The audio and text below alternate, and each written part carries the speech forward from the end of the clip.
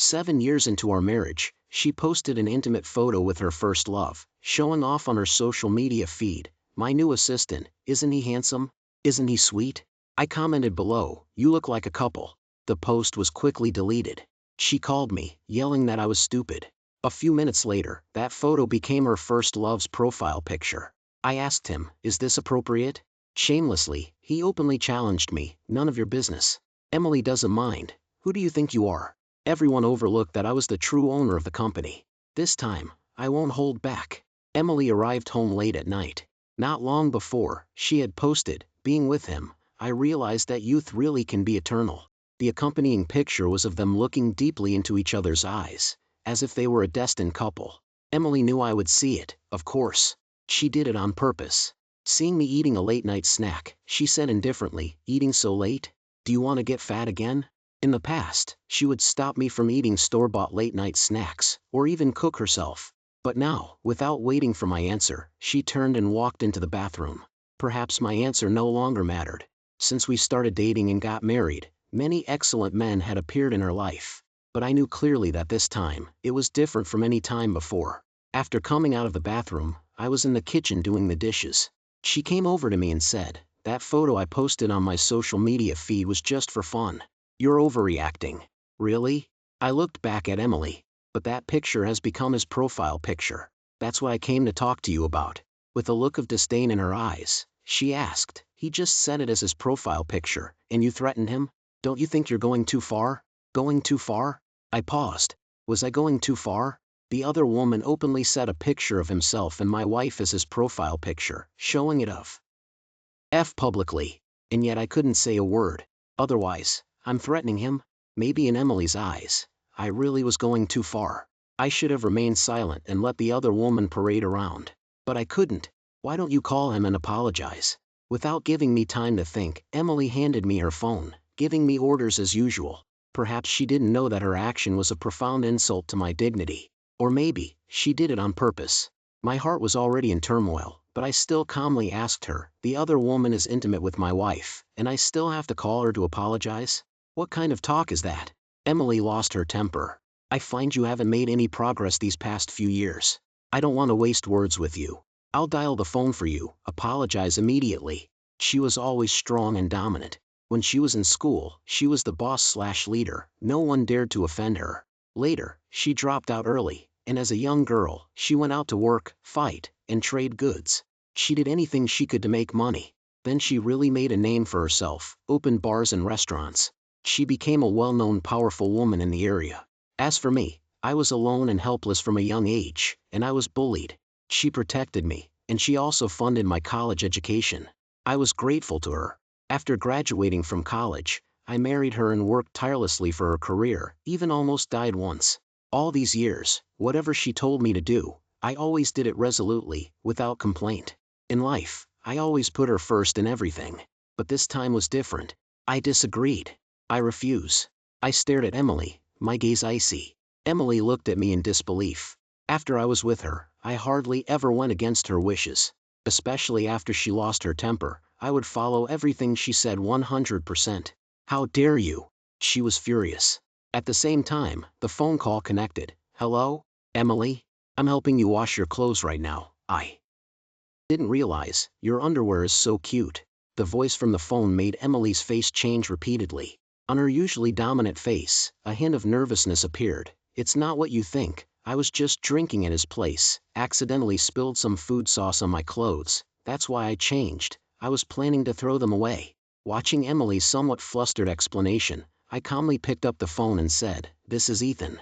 You don't need to come to the company for work anymore." When Mark heard my words, he wasn't scared. Instead, he sneered at me. "Ethan, don't be so full of yourself. Who do you think you are? Nominally, you're Emily's husband, but in reality, you're just a kept man Emily raised. You have no right to give me orders. Only Emily in the entire company can fire me. As for you, get lost." Facing his mockery and arrogance, I was unusually calm. Over the years, to help Emily manage the company, I had been through too much, even almost died. These experiences had long cultivated my calm under pressure demeanor. I spoke calmly. "You will regret this. Pfft, your little tricks might scare kids, but Mark, don't fall for that. Mark was very tough. I was also happy. Since the company got on the right track, my calm heart hadn't experienced such ripples for a long time. I didn't continue to argue with Mark and handed the phone to Emily. Fire him. Emily took the phone and said, he's a secretary I had a hard time hiring. I can't just fire him easily. Then fire me? I looked at Emily and asked, these past few years, you haven't made any progress, you're still so petty. Emily yelled at me, he's just a secretary. Do you have to be like this? Her yelling only made me calmer. With the calmest words, I made her panic. Then, divorce? Suddenly, the room fell into extreme silence, so quiet you could hear Emily's and my breathing. She seemed not to have expected me to say those two words. But this wasn't the first time I had said them. For years ago, the company was already taking shape. I told her to cut ties with the past and stop associating with questionable people. But she didn't listen, which eventually led to trouble. I took a knife for her, nearly losing my life. On the way to the emergency room, I held her hand. If I die, then so be it. But if I make it out of there alive, and you still don't break completely with the past, then we divorce. She cried and promised me that as long as I was okay, she would agree to anything. But now things were different, and I said the word divorce for the second time. I walked towards the bedroom.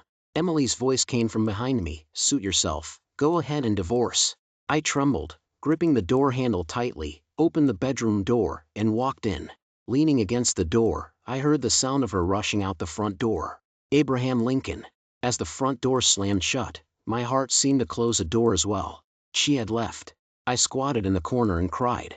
The last time I cried was when I was in school. Back then, because I was alone and helpless from a young age and was bullied, I could only hide in a corner and cry. Emily walked up to me brazenly and said, how can you be so cowardly? You're a man. What are you crying about? If you're bullied, why don't you fight back? I didn't take her words seriously, but she put her arm around my shoulder and talked about George Washington, about Han Alexander Hamilton, about Abraham Lincoln. For the first time, I felt that an underachiever was actually more cultured than I was. I believed her words, and then, I got beaten up again. When she saw me with a bruised face, she couldn't stop laughing. I also laughed foolishly. But after that, those people didn't bully me so arrogantly anymore, because they knew that I had learned to fight for my dignity, and I was no longer someone who could be easily pushed around. After that, I never cried again. Until now. The tears accumulated over 13 years burst forth like a flood, completely out of control. The next day, I put on sunglasses to hide my swollen eyes and went to the company. Emily wasn't there. Mark saw me arrive and was smug. You actually showed up at the company? Want to fire me? Been a kept man for so long, want to become the master now? Who do you think you are? I think you don't know your place. Fine, acting like this will just make Emily dislike you more. I'm waiting for you to get a divorce. His provocation reminded me of the time the company faced a crisis and I felt frustrated, and Emily comforted me. As always, she put her arm around my shoulder and said, remember what George Washington said? Don't get angry at your enemies. Anger will only lower your intelligence. We should save our anger for the enemy and let them be incompetent, angry, and roar. I asked curiously, did George Washington say that? Emily blinked. Anyway, that's the idea, as long as you get it. Whether George Washington really said that, I didn't know, but I truly learned that lesson completely. I looked calmly at Mark. Call Emily back, the board of directors is about to convene. Convene the board of directors? Mark looked at me with a sneer and yelled, just you, a nobody, you want to convene the board of directors? You really think you're someone important? I ignored him and went straight to the boardroom. The company was built and driven by me behind the scenes. The funding was also introduced by me. In fact, the big shots on the board were investing in the company because of me. In the afternoon, a piece of news exploded throughout the company. Several major shareholders have formed a voting bloc. They're going to hold a board meeting to re-elect the chairman. I heard this is a big move. Besides re-electing the chairman, there will also be some personnel changes. This meeting will determine the future direction of the company. When Emily arrived at the board, her face was grim. She sat opposite me, staring at me with a cold expression. Without surprise, after the votes of the majority of shareholders, I was successfully elected chairman of the board. I immediately made a series of personnel changes within the company. Throughout the entire meeting, Emily didn't say a word. Not until I called Mark in. When Mark saw me sitting in the chairman's seat, he was completely shocked, his face instantly turning pale. "You are fired from the company," I said calmly, giving the order to Mark. Mark immediately looked to Emily for help. Emily stood up. Even when she was removed from chairmanship, she didn't object, but this time, she said, "I object. Mark is a talented person, the company should keep him." In the past, seeing her protect someone else like this, I would have been jealous. But now, I was calmer than ever. "Since you object, let's put it to a board vote." Once it reached this stage, there was no doubt, her objection was ineffective. Because I had the same shareholding percentage as Emily, and now, several major shareholders were on my side. She was outnumbered, her objection was completely ineffective. Facing this result, Emily didn't seem surprised. She didn't say anything else and left the board.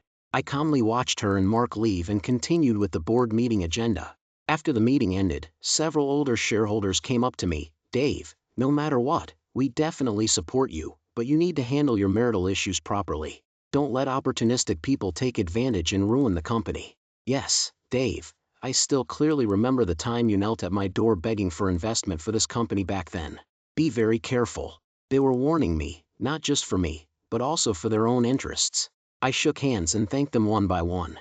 When I got home that evening, there was a long-lost smell of cooking. In the kitchen, Emily was busy stir-frying he's. I had expected her to disappear for a while, but unexpectedly, she was home cooking. I couldn't remember the last time she cooked at home. Maybe 2 years, maybe 3, or even longer. "You're back? Go wash your hands, dinner is ready." Emily served a dish. Her gentleness felt both familiar and strange. I asked abruptly, "What have you decided about the divorce?" Emily was visibly nervous, almost dropping the plate in her hand. She gently put the plate down, her smile forced. "Eating is important. Let's eat first, you'll have the strength to talk things through after you're full." "Okay." I washed my hands and sat at the dining table, watching her busy herself in the kitchen. For some reason, my eyes felt a bit sore. Perhaps the tears from last night hadn't dried up, and they were accidentally flowing again. But my heart told me that at this moment, I felt a sense of warmth. I hadn't felt this way in many years. After dinner, she poured me a cup of tea. "Next Wednesday is your birthday. It feels like I haven't celebrated your birthday in a long time.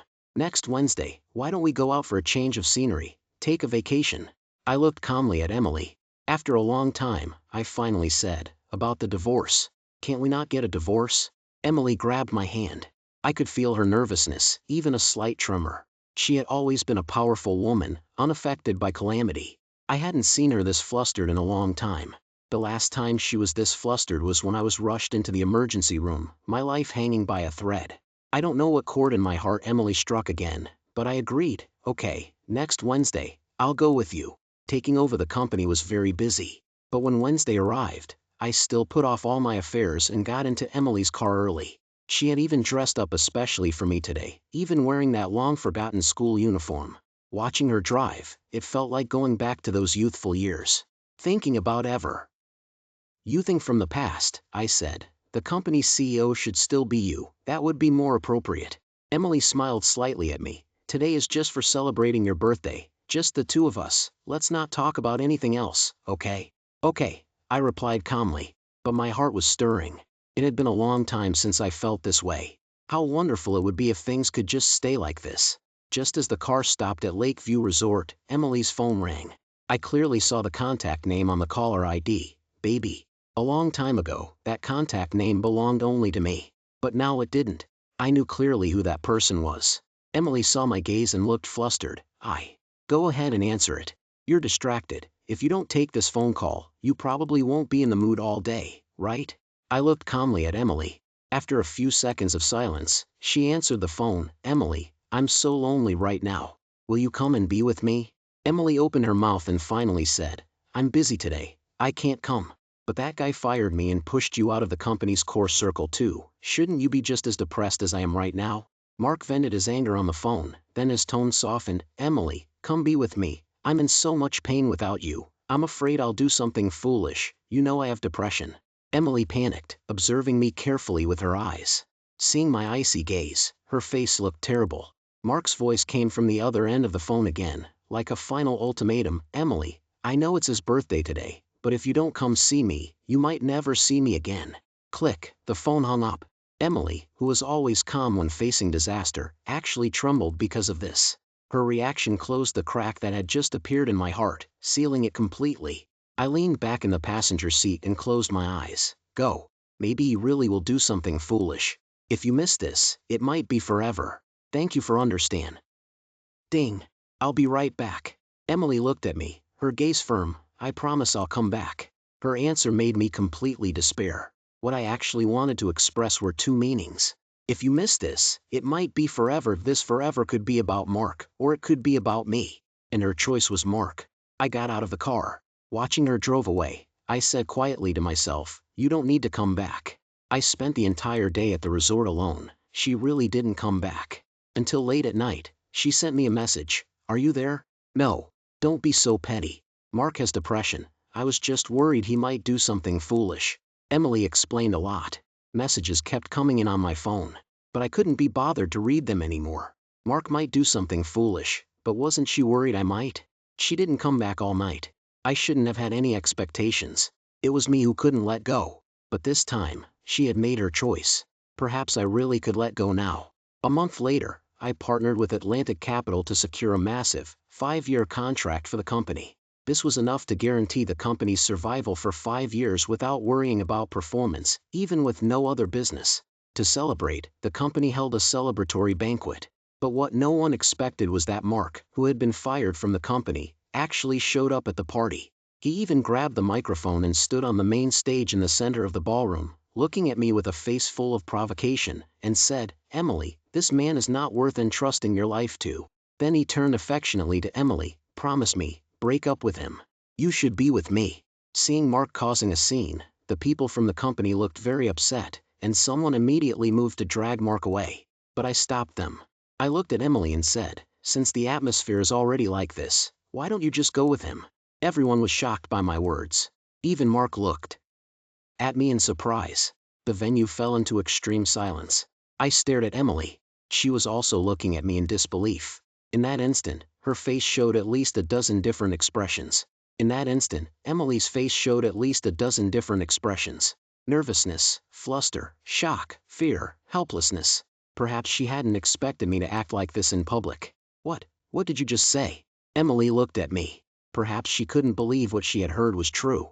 I walked up to Emily, sleeping in the same bed but dreaming different dreams. What's the point? Instead of being together like this, it's better to set you free. I dropped these words and, ignoring the shocked stares around me, strode out of the celebratory banquet. In the corridor, Emily chased after me. She came up to me, grabbed me, and then slapped me. Take that back. Not this time. I looked calmly at Emily. My voice was soft, but firm. Emily's face was full of panic. A tear rolled down her cheek. She yelled at me. I don't agree with you being so overbearing. I want you to take that back. Then, Emily hit and punched me. I quietly endured it all until she stopped hitting me. You're tired. Go home early. I'll find a lawyer to handle the divorce. I turned and left. Behind me, I heard Emily's heart-wrenching cries. She had never been this distraught. But I had been this distraught many times. I didn't go back to the home I shared with Emily, but went to a house I had recently purchased. There was a nanny there, and everything was quiet. She was no longer walking around. I didn't have to worry about her suddenly appearing. But I was wrong. That night, Emily still found her way here. How did you find this place? I asked. But she just looked at me coldly, not saying a word, and went inside, took off her clothes, and went to the bathroom. Looking at the tattoo on her back, my heart ached again. That year, she got hurt on her back protecting me. Later, she got a tattoo over the scar. I asked her if the tattoo hurt. She said, it hurts, but this is so you'll remember how good I was to you your whole life. People make mistakes, and I will too.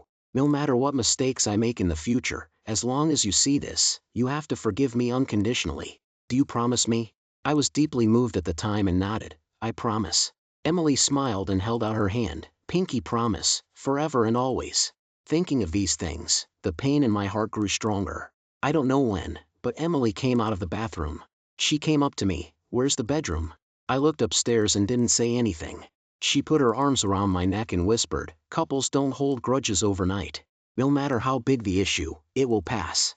Then she placed my hand on her waist and said softly, hold me, let's go to the bedroom. Seeing me motionless, she whispered in my ear, believe me, I've completely broken it off with Mark. It would have been better if she hadn't mentioned his name.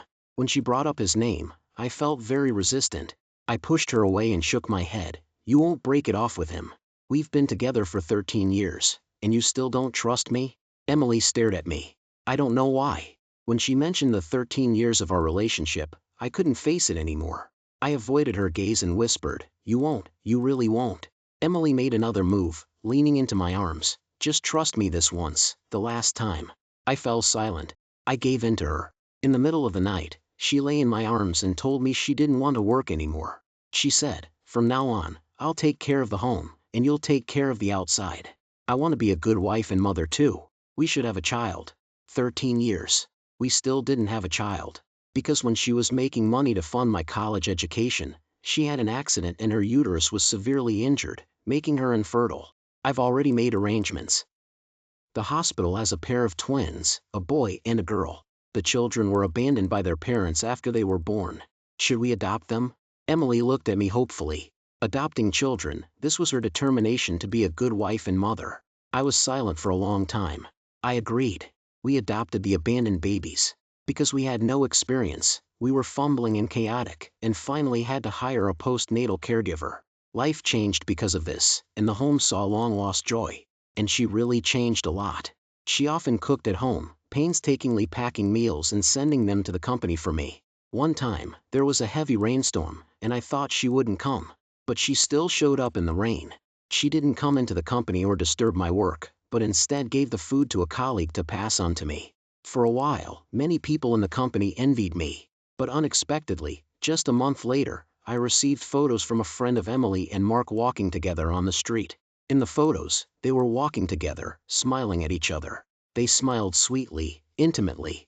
I looked at them for a long time, then put down my phone. I walked to the window and looked at the street outside the company building. I fell into contemplation, but this time, there was no longer any feeling of being hurt. Perhaps I had already become numb. I found a lawyer and asked him to draft divorce papers for me. I also found a colleague and asked him to rent an apartment for me in a neighborhood whose name I didn't even know. This time, I was really leaving. I lived alone in a 60-square-meter apartment for a month. Emily called many times every day. If it were in the past, my heart would have been stirred. But now, no matter what she said, I felt nothing anymore. Until she sent a message, I'm willing to divorce, but we have to talk face to face. Seeing this message, I felt a weight lifted. As soon as I got home, I heard the sound of babies crying inside. Following the sound, I went upstairs. Emily was looking after the two children. She looked haggard. A few gray hairs had even appeared in her originally dark and beautiful hair, so noticeable. Maybe I'm just destined to be a fool. I thought I wouldn't feel anything anymore. But seeing her in person, memories flooded back. I didn't disturb her, just watched quietly until she turned around and saw me. Her eyes held surprise, and a hint of happiness, and at the same time, seemed unsure and flustered. It was complicated. So complicated, I couldn't understand it. Wait a moment, the children are almost asleep, Emily said softly. I nodded, walked to the cradle, and looked at the two children Emily and I had adopted. They were so cute, so innocent. Just like when I was bullied back then and met Emily. At that time, we were also innocent. We did many things together. The first time we skipped out on the bill. The first time we watched the sunrise. The first time we childishly counted the stars. The first time we held hands. The first time we kissed. We gave so many firsts to each other. And now, 13 years later, we both seem to be no longer the people we once were. After getting the children to sleep, Emily and I went to the balcony. She handed me a smoke. Looking at the smoke, I frowned slightly. I quit a long time ago. In the past, she smoked, fought, drank. I hoped she would at least stop smoking and fighting. I argued with her countless times about this. Later, I decided to quit smoking with her. But before I could quit, I had to learn how to smoke first. It took her 3 full years to truly quit smoking. To celebrate her success in quitting, we even held a special celebration and designated that day as our unique quit smoking day. But now, she lit a cigarette again. When did you start again? I asked. Since your lawyer sent the divorce papers. Emily blew out a heart-shaped smoke ring. She was good at that. Back in those youthful years, she even used this method to tease me, making me miserable. I looked at her calmly. Do you have any additional terms? Emily paused slightly. She turned and looked into the distance. You misunderstood me. That time I was with him, it was just to say a final goodbye. I shook my head, saying that now has no meaning, does it? She fell silent. Not until she put out the cigarette, but did she look at me and ask, can we not get a divorce? No. I was very firm, yet calm, as if stating something trivial. In that instant, her eyes turned red. Is there really no room for negotiation? We've been together for 13 years. There's no more. Before she could finish, I interrupted her, saying, instead of considering this, you might as well consider adding some favorable clauses for you in the divorce papers. I will consider them appropriately and try my best to meet your requests. I knew it would be like this. Tears streamed down her face. She turned and went inside. I followed her. She went to the safe, took out a notebook from inside, and handed it to me. You always wanted to see my notebook, didn't you? Now I'm giving it to you. I won't write notes anymore. Looking at the notebook, memories flooded back. She used to be an underachiever and didn't like to study, but she insisted on writing notes every day. By now, she had written many books. In the safe before my eyes, there were no other valuables, only her notebooks.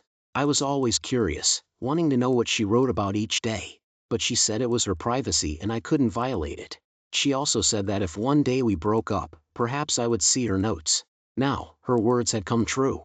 I was silent for a long time, hesitating whether to open the notebook.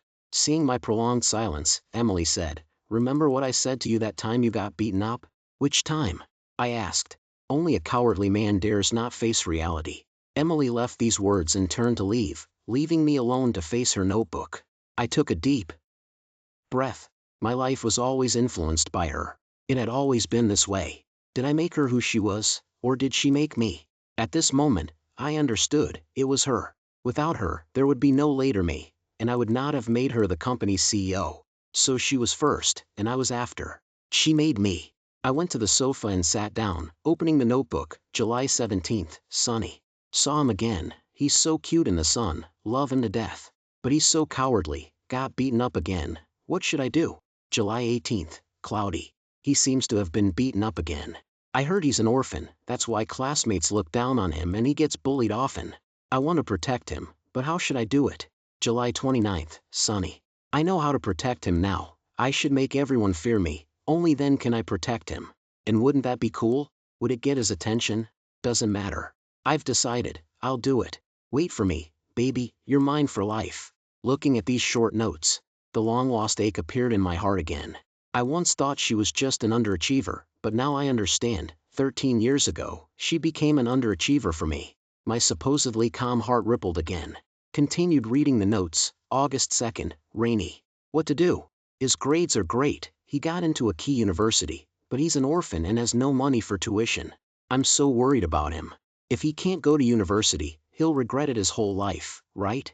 August 5th, rainy. I didn't expect him to be like this. He actually yelled at me. He's never been so rough. This is the first time. Although he yelled at me, I'm very happy. My man should be like this. He must still be bothered about going to university. Doesn't matter.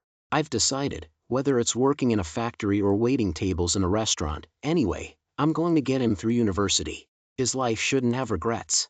Tears blurred my eyes. I finally knew why she never let me see her notebook. It wasn't that she couldn't share this AC, it was that she was afraid I would cry. After a long while, I opened the second notebook. February 7th, snowy.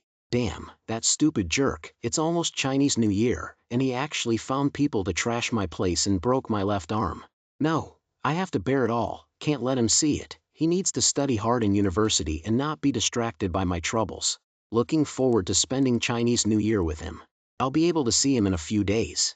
I wonder if he's having a hard time working over there. Is he tired? Lost too much blood, can't write today, that's it. May 3rd, sunny. I was wrong, this should have been his happy holiday. I shouldn't have taken him with me. God, please, please let him wake up. I'm willing to trade my life for him to live. Third notebook, June 28th, sunny. He finally graduated, I'm very happy. I drank with him, but he started to dislike me smoking and drinking. I want to quit, but I run bars and restaurants now. I need to socialize with all sorts of people. What should I do? He won't leave me because of these, will he? That's right, he graduated from university, his future is bright, he's a top student. And a girl like me probably isn't good enough for him. Maybe I should really let go and let him have a better future. But I can't bear to let go. September 14th, rainy. You're amazing, worthy of being my top student. You helped me manage the bar, the accounts are clear and orderly. With you, I'm really at ease. We'll have a better future. November 2nd, sunny. I really didn't expect it to be this fast. We already have our own company, and he even found the first investment. I really underestimated him. He was right. I shouldn't walk the old path. I should go on the right track and completely say goodbye to the dirty past. He's very dominant now, no longer my little cute, but my big cute. Fourth notebook, July 6th, cloudy turning to overcast. The company encountered its biggest problem. He knelt at Mr. Evans's door, and I walk. Head, helpless. Thankfully, he eventually teamed up with Mr. Evans and Mr. Thompson to clean up the mess. My baby has grown up, he can handle things on his own now, but he doesn't want to stand in the front, he always likes to push me out. I don't know why he's like this. I also want to be a simple housewife. September 17th, cloudy. Oh no, I haven't gotten pregnant for so many years. I thought it was my problem. But the doctor said it's because of him. His body. Should I tell him? No, he definitely won't be able to accept it. After all, he's my pillar of strength now. Okay, I'll just bear it all. It's my fault I can't get pregnant, not his. He just needs to be happy. Fifth notebook, February 11th, snowy. It's Chinese New Year. I wished to leave the company, but he didn't agree. Actually, I know very well that I'm not cut out for running a company. Everything is him running the show. Without him, I'm nothing. I know he wants to repay me and give me everything. But he doesn't know that what I want isn't these things.